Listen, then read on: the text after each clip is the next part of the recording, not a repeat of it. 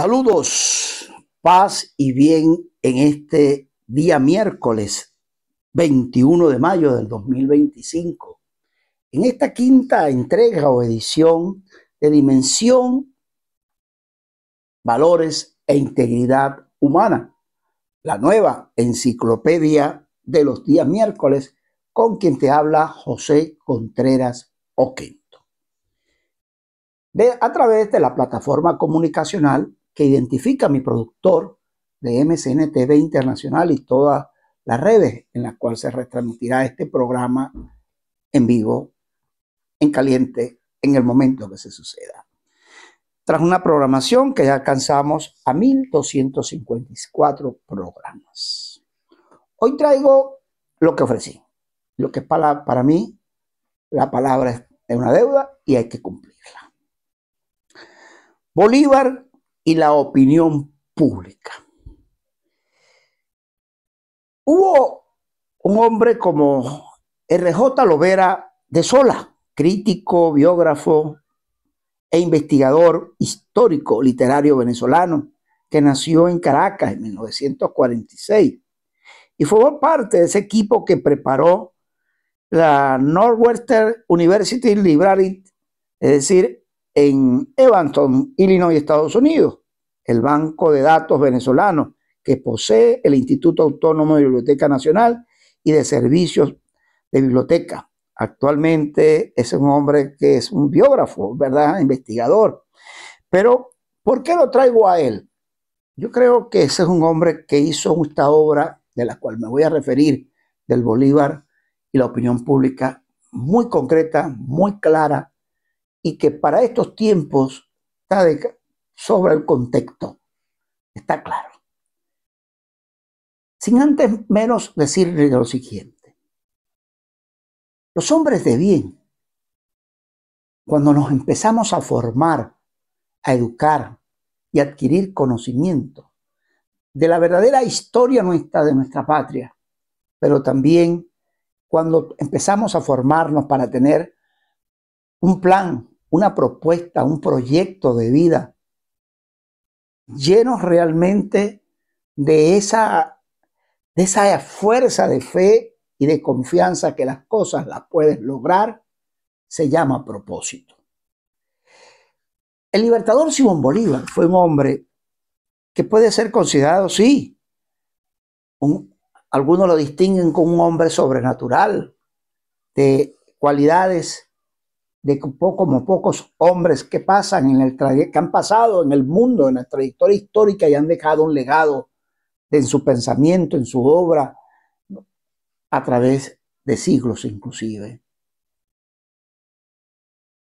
Pero esos seres excepcionales, yo te quiero decir que tú también lo eres, con las mismas oportunidades, si realmente te propones a descubrir qué viniste a hacer en este planeta Tierra y sobre todo en esta tierra amada Venezuela. El propósito, un hombre de propósito es un hombre que confía en el plan que Dios te ha dado para que te realices y trasciendas en el tiempo. Bolívar, este Bolívar que diría yo de 1804, 805 que ves allí en pantalla, este Bolívar, al que le he pedido a producción que también lo tenga allí en las manos, Bolívar, cuando estaba en París y que se le ocurrió visitar inclusive la biblioteca del generalísimo Francisco de Miranda, quedó impresionado cuando el mismo Francisco de Miranda le entregó en sus manos este libro, en calidad de préstamo inclusive, El arte de la guerra de Sun Tzu. Eso se lo hizo Francisco de Miranda a Bolívar. Sin embargo, lo más importante de todo esto, lo más importante de todo esto, se está claro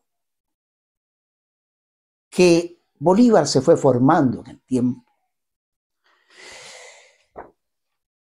Y una de las facetas más importantes de Bolívar en ese proceso emancipador no solo fue la contienda bélica, ¿sí?, sino la controversia ideológica. La pugna de las dos concepciones dentro de una sociedad para que ésta pasara de colonia a políticamente independiente. De allí, cito, lo equívoco que es pretender comprender aquellos arduos días solo a través del estudio de los sucesos bélicos que en muchos casos no explican aquel momento, sino en sus zonas más superficiales, en el estudio de las ideas que sustentaron los protagonistas de aquella intensa controversia, lo que puede permitirnos comprenderla.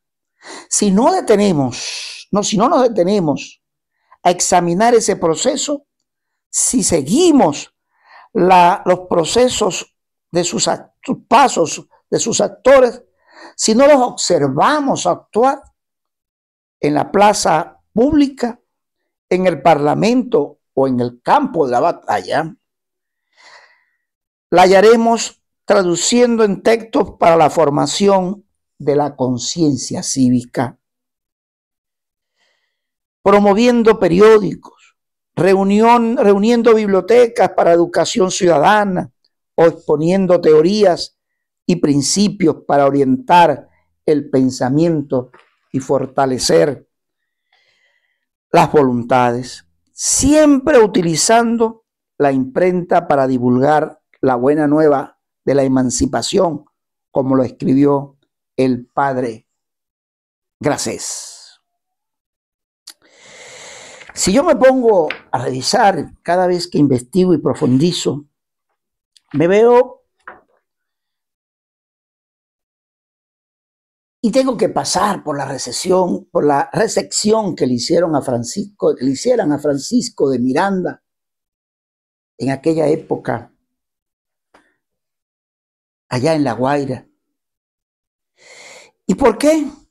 Porque Bolívar, en ese paso no solamente militarista, tuvo inspiración política, estratégica y sobre todo de su faceta en su acción política, que poco a veces resaltamos y que no les conviene a los politiqueros de hoy en día que la misma se publique, se hable y mucho menos se siembre en la conciencia de un pueblo.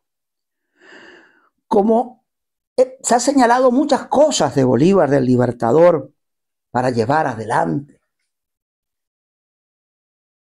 Siempre dijo estas palabras: el Libertador, para llevar adelante la empresa de nuestra libertad política, jugaron un papel importante en sus tareas desde la prensa. Es conveniente señalar qué significó para él y cómo se valió de ella para dar a conocer la doctrina en la cual se basó su acción política. Para Bolívar, la imprenta tenía importancia en que una carta que remitió Fernando Peñalver en el septiembre del 1 de septiembre de 1817 le decía, entre otras cosas, sobre todo, mándeme de un modo u otro la imprenta que es tan útil para los pertrechos. El Libertador, de la misma forma, enfatizó que esta fue siempre la primera arma de Simón Bolívar.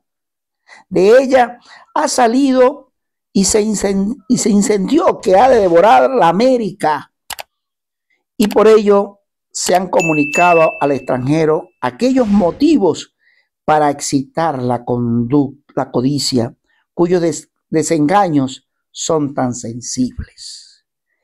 Es esta oficina de mentiras y de imposturas ha estado aquella fuerza que ha arrastrado a la adoración de este Huitzilopochtli en el gran número de necios y sencillos que no le han conocido sino por ella y se han desengañado, o cuando le han observado y visto cerca, o cuando también se le han presentado las verdaderas cosas para el igual conducto. Antes de entrar a examinar las líneas de acción políticas y hasta periodísticas de Bolívar, habría que precisar antes que ante qué punto puede llamar periodistas a los que escribían a los diarios de los patriotas entre 1810 y 1824, fecha inicial y final de la contienda bélica.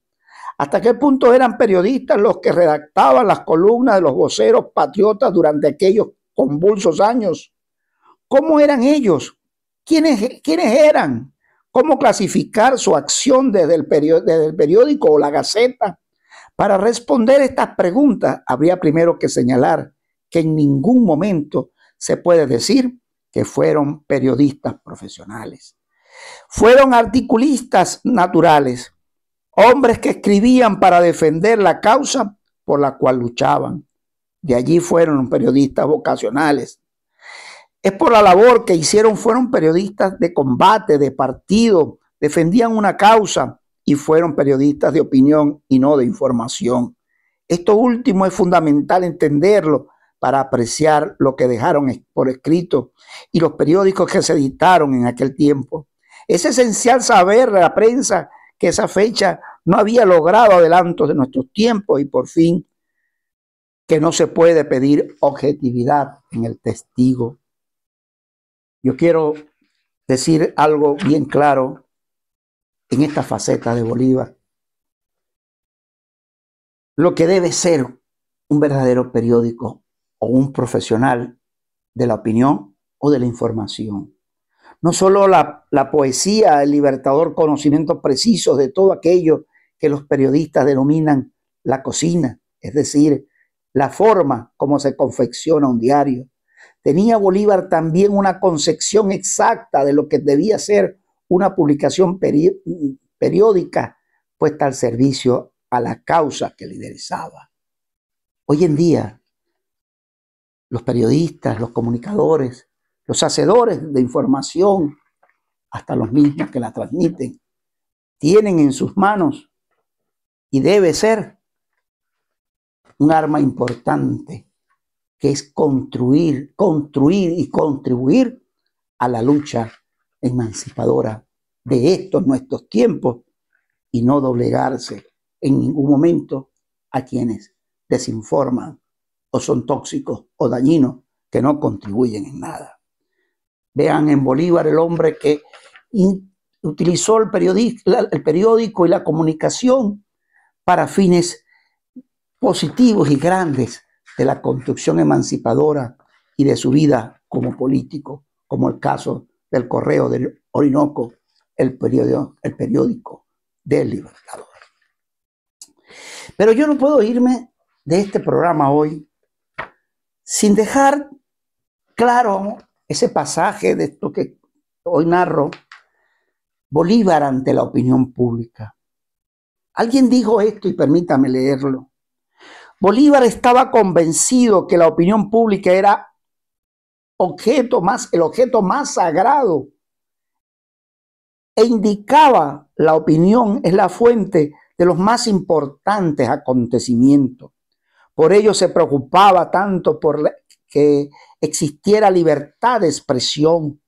En 1823 le escribía a Santander: me parece que la libertad de imprenta y que tanto nos ha molestado con su amarga censura, al fin nos ha de servir de triunfo. Y creía que con la libertad de escribir y de informar y de opinar era como podían progresar los pueblos. Y de allí que llamara la atención sobre la necesidad de escuchar a la opinión pública y de citarla a veces para que levantara su palabra con claridad, como se colige en una carta a José Antonio Páez, el 2 de junio de 1828. De la misma manera pedía a los gobernantes que escucharan al pueblo, cosa que hoy pareciera no entenderlo. Cuando el pueblo soberano se expresa y se ha expresado, hay que escucharle, no seguir las apetencias personales. Escribía a Páez que el que manda debe oír aunque sean las más duras verdades, y después de oídas debe aprovecharse de ellas para corregir los males que producen los errores. Y en esa misma misiva insistiría en el hecho de que si todos los gobiernos tenían obligación de escuchar para los regímenes democráticos, esta era la norma indispensable. A este hecho estaba unido su llamado a la responsabilidad de prensa en los momentos críticos de la vida de una nación. Y cierro, muy joven, aún a los 21 años, tras la temprana viudez, vivía en París. Ahí volvió a encontrar a su maestro Simón Rodríguez y allí encontró su propio sendero. Y en ese momento Simón, a quien el dolor había hecho madurar, pensaba, como escribió ese año de 1804 a su amigo Mariano Tristán, cuántas virtudes no sería preciso tener para poseer una autoridad tan inmensa sin abusar de ella. ¿Y puede algún pueblo tener interés en confiarla? Nunca a un solo hombre. Haga convencerse también de esto. El reinado de Bonaparte será dentro de poco mucho más duro de lo que pudo serlo nunca de aquellos a quienes derribó. Cualquier parecido a la realidad venezolana no es mera coincidencia. Quizá hice mal de hablar con tal vehemencia, pero cuando me entrego a la discusión, mi espíritu hace abstracción de las personas, que los interlocutores tengan cabellos blancos o bigotes negros, lleven espada o tonsura. Yo no veo sino pensamientos personificados y discuto sin tomar en cuenta la posición social de ninguno de ellos. Estoy todavía lejos de tener sangre fría de Rodríguez o la suya, coronel. Yo no puedo siempre contenerme además, porque habría de hacerlo. Yo no soy un político obligado a empeñar el debate de una asamblea deliberante. No mando un ejército y no tengo que inspirar confianza a los soldados. Tampoco soy un sabio que deba hacer con calma y paciencia una ardua demostración ante el nutrido auditorio. Ay, yo no soy nada, solo un rico, lo superfluo de la sociedad y lo dorado de un libro, el brillo de la espada de Bonaparte y la toga del orador. ¿Cuántas veces hemos releído esta carta y no hemos preguntado si no es ella la precocidad de mi primera juventud cuando maduró Bolívar o su concepción en torno a la opinión pública? Finalizo. Aquella misiva había sido escrita para explicar y hasta para excusar su impetuosidad durante la aclaratoria discusión hecha y llevada a cabo en ese lugar. Si nosotros esto que estoy narrando lo tomáramos en cuenta, y sobre todo el político, cuánto creciéramos. Qué claro estuvo Bolívar en el marco de la visión y de su misión, definitivamente. Pero hubo algo del Libertador cuando consultó a los más capacitados. No solo incitó al Libertador a escuchar la voz de todos, sino que en varios momentos de su trayectoria, en instantes debería tomar graves decisiones, pidió la opinión de gente capacitada. En otros momentos pidió consejos sin importarle la discrepancia, y hubo circunstancias en las cuales propuso planes a la consideración de todos.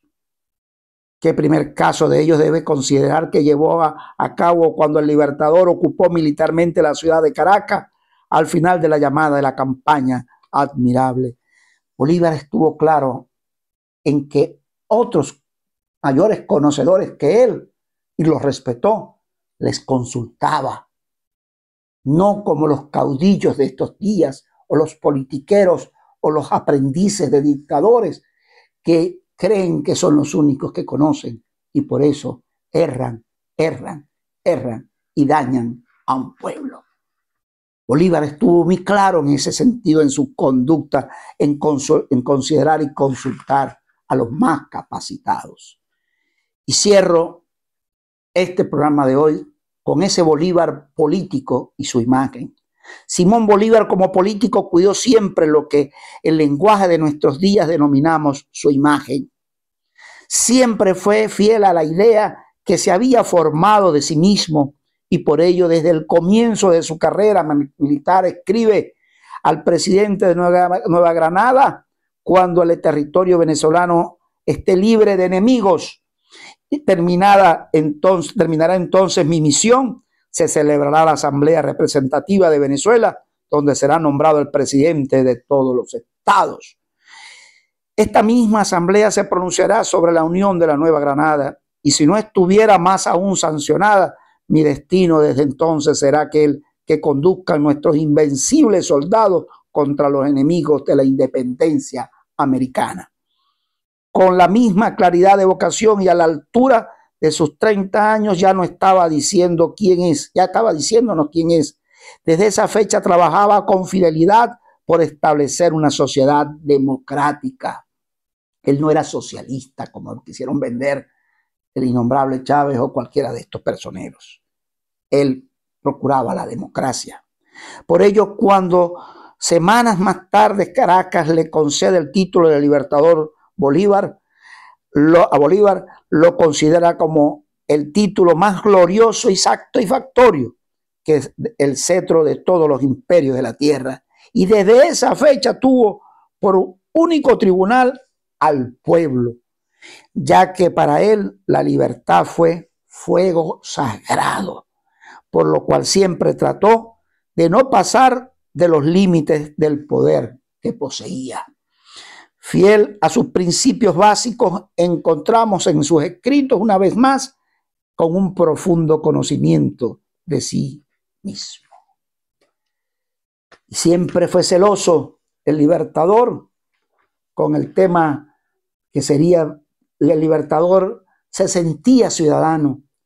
Yo quiero ser ciudadano para ser libre, para que todos lo sean. Prefiero el título de ciudadano al de Libertador, porque este emana de la guerra y aquel emana de las leyes. Bolívar siempre estuvo en contra de la corrupción administrativa. Siempre fue un ser tan celoso al ejercicio del poder que él había obtenido en el campo de batalla con su propia espada, más lo que en protección de su imagen privada. En esto puede exigentísimo, pues estaba consciente que los que gobiernan tienen mucho más deberes que los simples ciudadanos. Bolívar fue celoso y combatió la corrupción hasta de llevar aquel famoso decreto a los salteadores del Estado.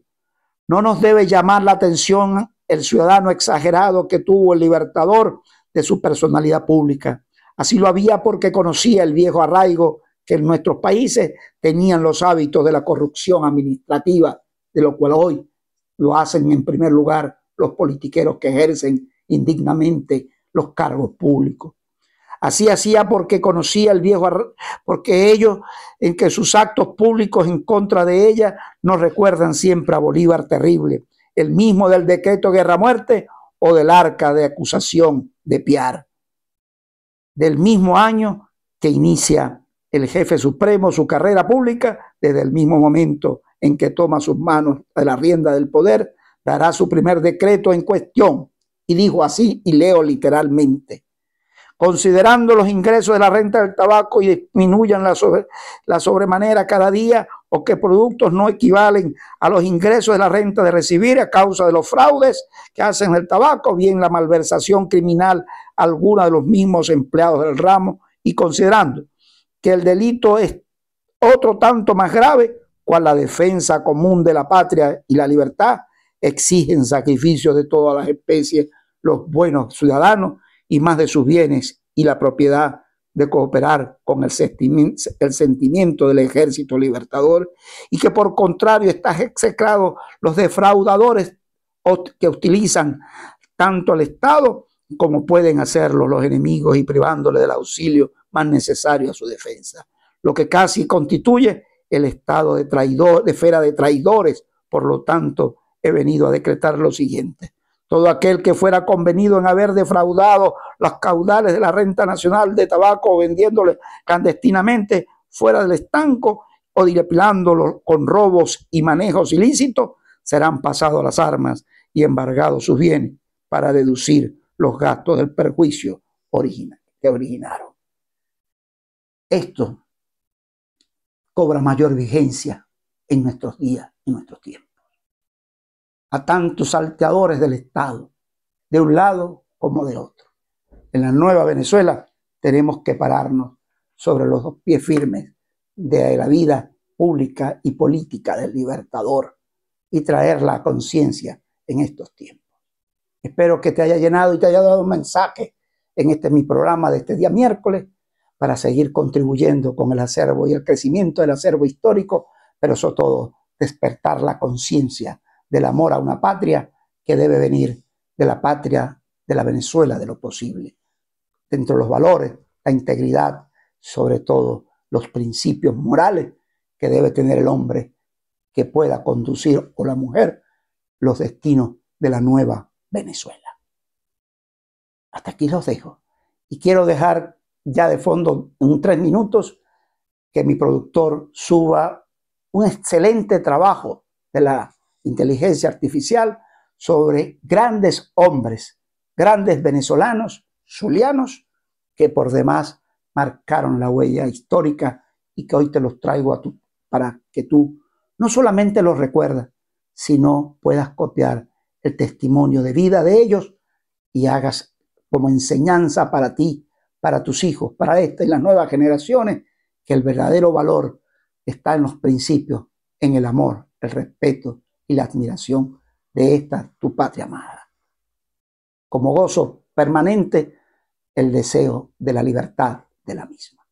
Hasta mi próxima entrega, hasta el próximo miércoles, en otro capítulo de tu programa Dimensión, Valores, Integridad Humana, la nueva enciclopedia de los días miércoles.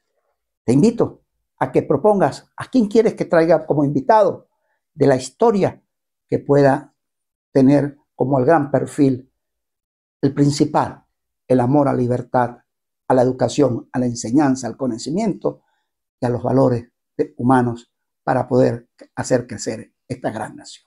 Hasta mi próxima entrega. Recuerda que si Dios es con nosotros, ¿quién en contra nuestra? No te olvides nunca, nunca, nunca, no solamente del rostro del Libertador, sino del valor el cual tuvo sus pensamientos, que no morirán nunca. Hola, hoy parado aquí en la calle 96, Ciencias, les traigo un recorrido por la historia de Maracaibo a través de sus hijos ilustres, desde el ingenio literario de Udón Pérez hasta la visión educativa de Jesús Enrique Lozada. Exploraremos la genialidad científica de Humberto Fernández Morán, la poesía de José Ramón Yepes, el liderazgo de Venancio Pulgar, la pluma histórica de Rafael María Baral y el arte sublime de Julio Árraga. Descubre las huellas que dejaron estos grandes maravinos en nuestra cultura y conocimiento. José Ramón Yepes fue un destacado educador, poeta y periodista de Maracaibo. Dirigió el Colegio Nacional, donde formó a generaciones de zulianos con disciplina y amor al saber. Su pluma defendió la cultura y la libertad, dejando huella en la prensa y en la poesía del Zulia. Fue ejemplo de civismo y pasión por la educación. Hoy su nombre sigue vivo como símbolo del pensamiento y la palabra justa. Rafael María Baral nació en Maracaibo y brilló en el mundo entero. Fue poeta, historiador y diplomático. Su obra, Resumen de la Historia de Venezuela, fue pionera en su tiempo. Como primer hispanoamericano en ocupar un sillón en la Real Academia Española, elevó el nombre del Zulia al máximo nivel cultural. Su pluma elegante y su pensamiento lúcido lo convirtieron en orgullo de América. Udón Pérez, poeta maravino por excelencia, escribió con el alma del Zulia. Su obra cumbre fue el poema que dio letra al himno del estado Zulia, exaltando el honor y la valentía del pueblo zuliano. Fue abogado, periodista y defensor de los valores democráticos. Su legado está presente en cada estrofa que canta la zulianidad. Udón es poesía convertida en identidad regional.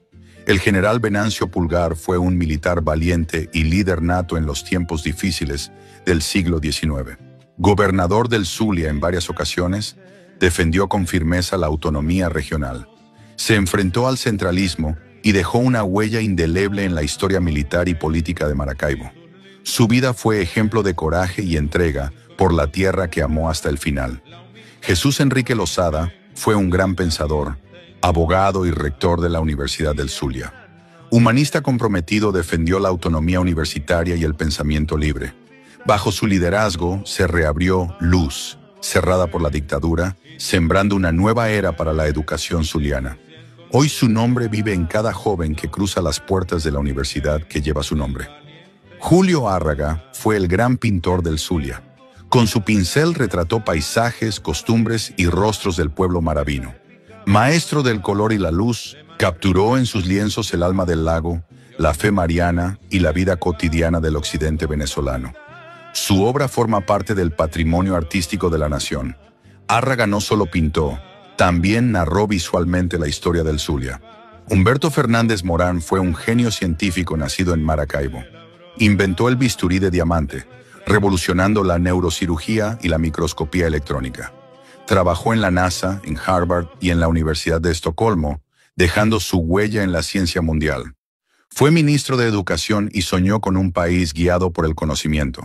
El Zulia dio al mundo un científico brillante. Si te gustó, dale like, comenta y comparte para que todos conozcan el legado de nuestra tierra, Maracaibo.